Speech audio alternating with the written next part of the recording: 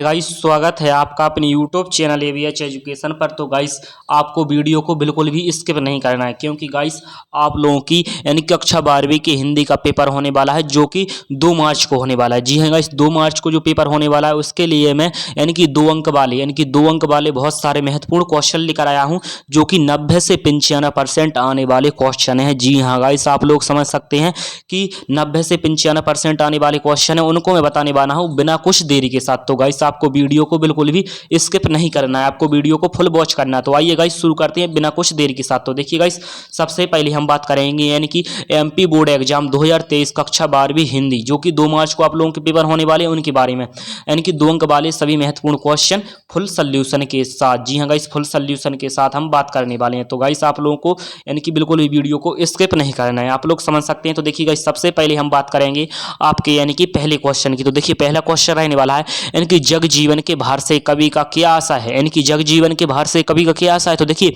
कवि का आशा है कि संसार में रहकर मनुष्य को अनेक उत्तरदायित्वों का निर्वहन करना होता है, इस कारण जीवन आसान नहीं रह जाता। कर्तव्यों के यानी कि गुरुत्वर भार को ही जग जीवन का भार कहा गया है। जी हाँ गाइस, बिल्कुल रट लो आप लोग इस क्वेश्चन को, तो रट लीजिए, यह क्वेश्चन आने वाला है। इसके बाद हम आपके अगले यानी कि सेकंड क्वेश्चन की बात करें तो कवि संसार को अपूर्ण क्यों मानता है। देखिए गाइस, यानी कवि को संसार अपूर्ण क्यों लगता है। कवि को संसार इसलिए अपूर्ण लगता है क्योंकि यह समस्त संसार स्वार्थी है, यानी कि समस्त संसार स्वार्थी है। जैसे गाइस हम बात करें समस्त संसार स्वार्थी किस प्रकार है। देखिए गाइस, आप लोग इस वीडियो को क्यों दे, मैं आपको एक अच्छा सा उदाहरण देता हूं। देखिए गाइस, यानी कि आप लोगों को मैं बहुत अच्छा सा उदाहरण देता हूं, यानी कि आप लोग इस वीडियो को क्यों देख रहे हैं। आप लोग इस वीडियो को इसलिए देख रहे हैं कि यह क्वेश्चन इंपोर्टेंट है और यह आपके यानी कि बोर्ड एग्जाम 2 मार्च को आने वाले हैं, इसलिए आप लोग इस वीडियो को देख रहे हैं। यानी कि यह क्या हुआ, यह आप स्वार्थी हैं, यानी कि इससे आपका लाभ हो रहा है, इसलिए आप यह वीडियो देख रहे हैं। इसको हम कहते हैं कि यह संसार समस्त स्वार्थी संसार है, यानी कि आप लोग इसलिए देख रहे हैं।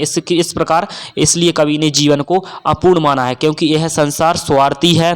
क्योंकि यह संसार स्वार्थी है, यह हर कोई अपनी स्वार्थी पूर्ति में डूबा हुआ है, यानी कि आप भी डूबे हैं, मैं भी डूबा हुआ हूँ। संसार केवल उन्हीं को पूछता है जो उनकी जय जयकार करते हैं। जी हाँ गाइस, यानी कि शीतल वाणी में आग का होना का क्या अभिप्राय है। यानी कि क्या अभिप्राय है, देखिए शीतल वाणी में आग होने का अभिप्राय यह है कि उसकी वाणी में शीतलता भले ही दिखाई देती हो, पर उसमें आग जैसी जोशीले विचार भरे होते हैं।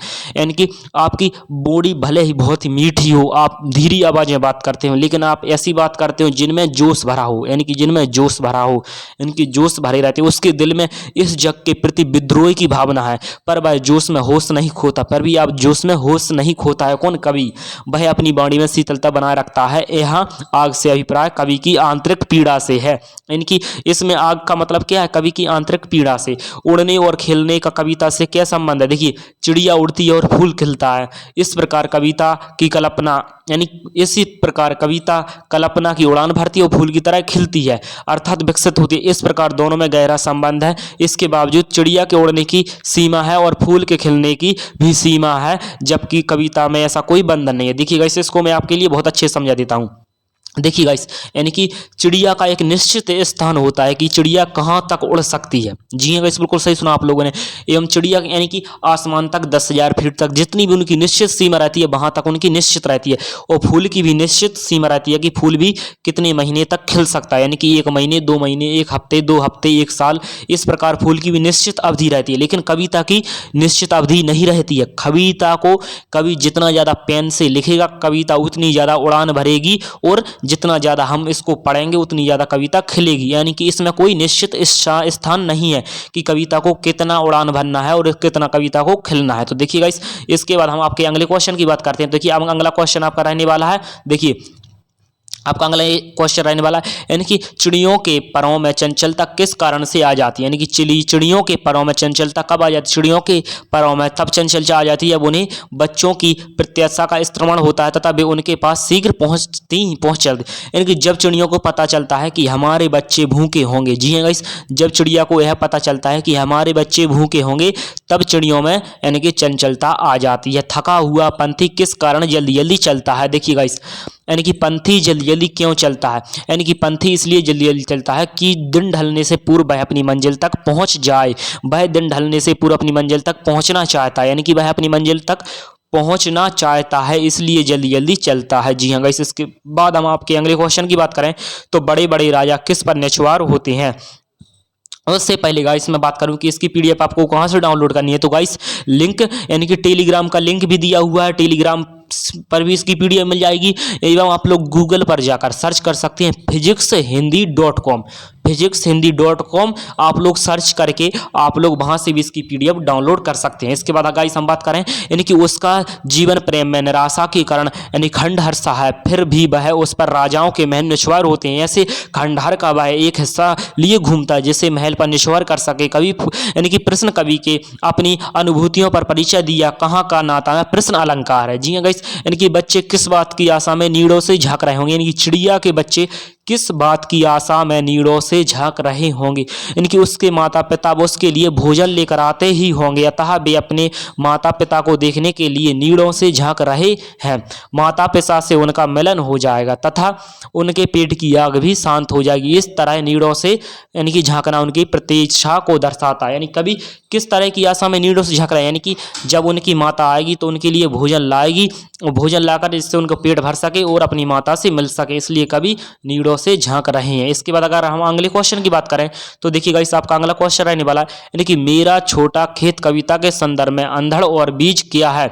इसकी बात करें तो देखिए इसमें क्या हो जाएगा, इन रचना के संदर्भ में अंधड़ का अभिप्राय है कि जब भावों की आंधी आती है तो वह शब्दों का रूप लेकर कागज पर जन्म लेने लगती है। वास्तव में भाव ही कविता यानी कि रचने का पहला चरण है। बीज से कवि का आशा है कि जब भाव आंधी रूप में आते हैं तो कविता रचने की प्रक्रिया शुरू हो जाती है। इसके बाद गाइस हम बात करें यानी कि राम ने यानी कि भ्रात प्रेम की तुलना में किसको हीन माना, यानी कि राम ने भाई की तुलना में किसको हीन माना, यानी कि राम ने क्या यानी कि भगवान राम ने यानी कि बताया है कि भाई का प्रेम, देखिए भाई के प्रेम जैसा ना आपको पुत्र कर सकता है, ना धन, ना स्त्री, ना घर, ना परिवार, इस सबको हीन माना है इनकी भाई की तुलना में। इसके बाद गाइस हम बात करें हनुमान ने भरत के किन गुणों की प्रशंसा की है, यानी कि भगवान हनुमान जी ने भरत के किन गुणों की प्रशंसा की और कैसे। देखिए भगवान हनुमान जी ने भरत के यानी कि मृदु कोमल स्वभाव, अपार बाहुबल, गुण धर्म और श्री राम के प्रति अखंड प्रेम की मन ही मन में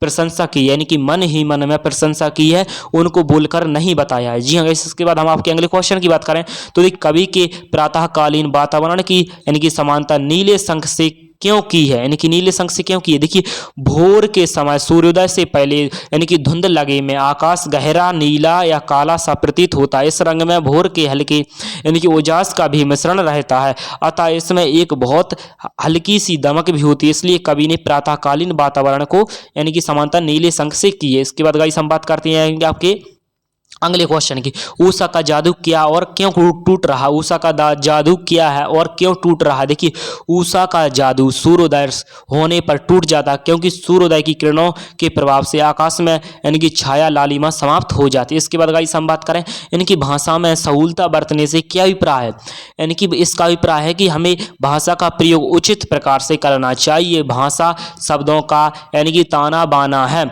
उनके अर्थ यानी कि प्रसंगत होते हैं तो उनमें प्रयोग सही प्रकार से करना चाहिए। तो आई होप गाइस मैंने आप लोगों के लिए यानी कि 15 या 16 क्वेश्चन इंपॉर्टेंट उपलब्ध करवा दिए हैं। तो गाइस इनसे बाहर आपका यानी कि आपके बुक से नहीं आने वाला, मेरे हिसाब से गाइस एक या एकाध ही क्वेश्चन आपके लिए बाहर आएगा, नहीं तो इनसे बाहर बिल्कुल भी क्वेश्चन नहीं आने वाला। तो गाइस आप लोग समझ सकते हैं कि हम आपके लिए कितना कठिन परिश्रम करते हैं। तो गाइस आप लोग प्लीज़ वीडियो को लाइक कीजिए, चैनल को सब्सक्राइब कीजिए, ज़्यादा से ज़्यादा अपने दोस्तों में शेयर कीजिए, क्योंकि गाइस हम आपके लिए बहुत ज़्यादा कठिन परिश्रम करते हैं। तो गाइस मिलते हैं अगली वीडियो में और इंपॉर्टेंट क्वेश्चनों के साथ, तब तक के लिए जय हिंद गाइस।